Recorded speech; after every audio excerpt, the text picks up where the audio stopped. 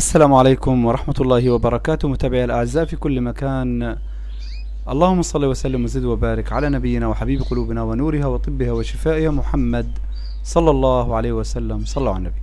أما بعد، موضوع حلقتنا لهذا اليوم عن انحشار البيضة وعن الإرهاق الشديد للأنثى إذا كان ذلك قبل البيض أو بعد البيض. جاءتنا حالة إلى البيت، صراحة أحد الأصدقاء أو المتابعين اتصل وشرح عن الأنثى البيضاء التي رأيتموني أخرجها من القفص. هذه الأنثى باضت بيضة واحدة، وفي البيضة الثانية تعبت هكذا. صاحب الأنثى كان خارج البيت. أريد أن أشرح ما يحدث بالضبط، سواء كان قبل بيض الأنثى أو بعد أن تبيض. يعني الأنثى قد تتعب قبل أن تبيض أصلا، وقد تتعب بعد أن تبيض.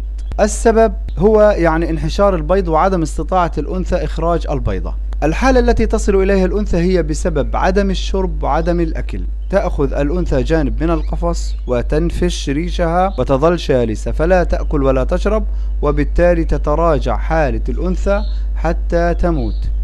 إذا جئنا وأردنا أن نخرج البيضة عنوة وبالقوة من الأنثى وهي في هذه الحالة، فالاحتمال الكبير هو موت الأنثى، خروج الرحم إلى الخارج، وموت الأنثى مباشرة أو بعد أن نخرج منها البيضة بالقوة. الحل أعزائي المتابعين هو أن نسقي الأنثى من رأس الإبرة، من النيدل أو من الأنبوب التي رأيتموني أسقي به، أو من رأس الإبرة للسرنج، نقطة ماء كل دقيقتين. نظل نسقيها نقطة ماء كل دقيقتين حتى ننعش الوظائف الحيوية لجسم الأنثى. فعندما تنتعش الوظائف الحيوية لجسم الأنثى ويصل الماء إلى الدم وإلى جميع أنحائها، فإن رحم الأنثى سيفرز مادة اللزجة بفعل شرب الماء. وبعد ذلك عندما تصحو الأنثى وتصبح بحالة رشيقة نوعا ما، نرخيها، نطلق سراحها داخل الغرفة بحيث تتحرك ويتحرك لديها تتحرك أجزاؤها، ويتحرك الجهاز الهضمي عندها وتتبرز، وهكذا. بالتالي الأنثى ستبيض دون أي تدخل. نقوم فقط بتدليك فتحة الإبراز مع عقارب الساعة وعكس عقارب الساعة ببعض الماء فقط لا غير. طبعا إذا تعثر الأمر وكانت الأنثى بكرية، قد نضغط على البطن لرؤية فتحة الرحم.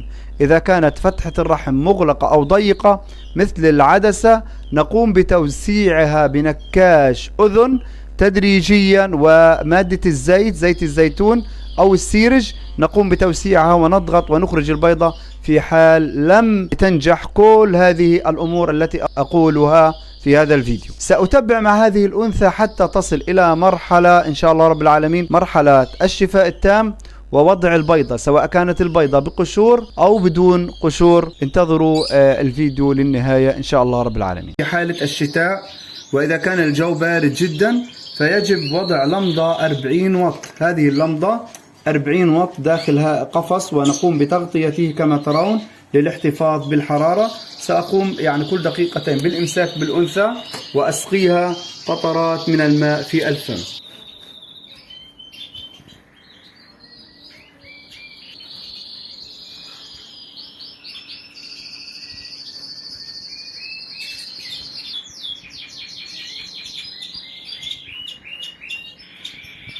كل دقيقتين طبعا أعيدها إلى القفص بجوار الإضاءة. قمت بإعادتها إلى القفص مرة أخرى وسأتركها على التدفئة. سأكرر هذا الأمر حتى تتحسن حالتها.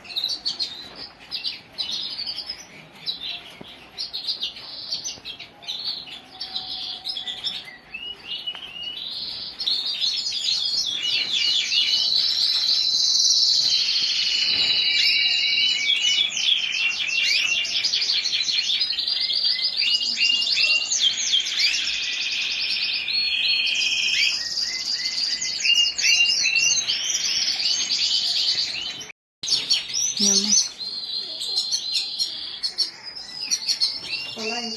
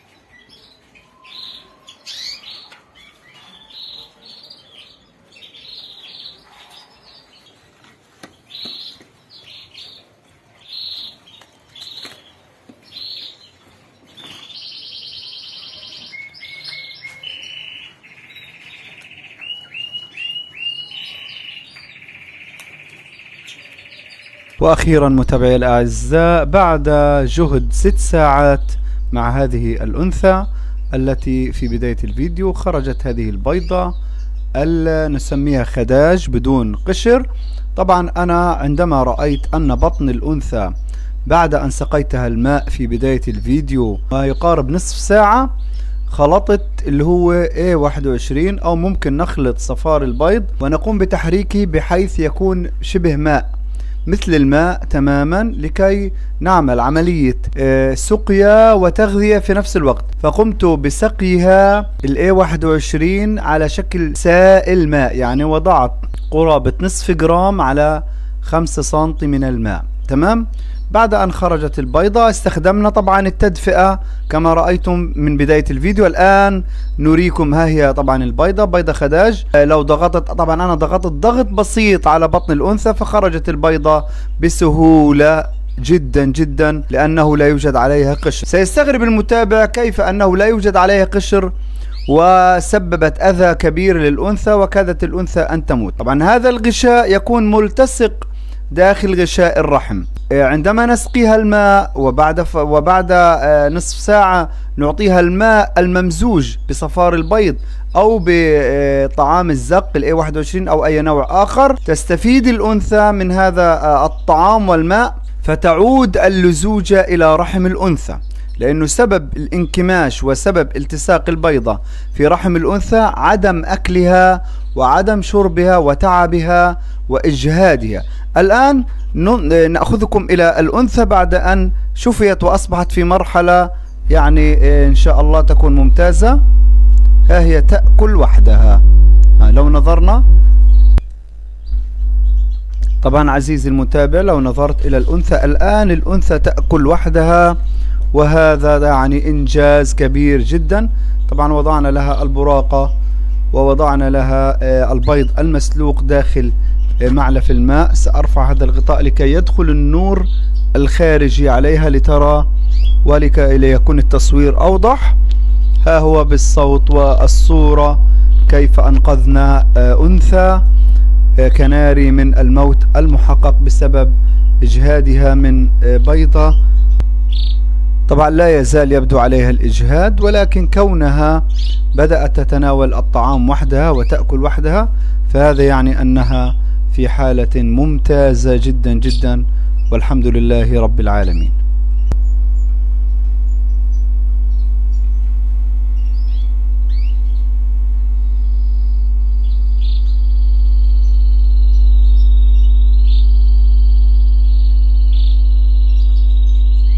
طبعا ها هي تأكل البراقة على الرغم من وجود البيض المسلوق أمامها، وهذا شيء مبشر الحمد لله. يعني هكذا نكون قد اطمأننا على هذه الأنثى وبإمكاننا تسليمها لصاحبها يعني بعد قليل أو غدا إن شاء الله.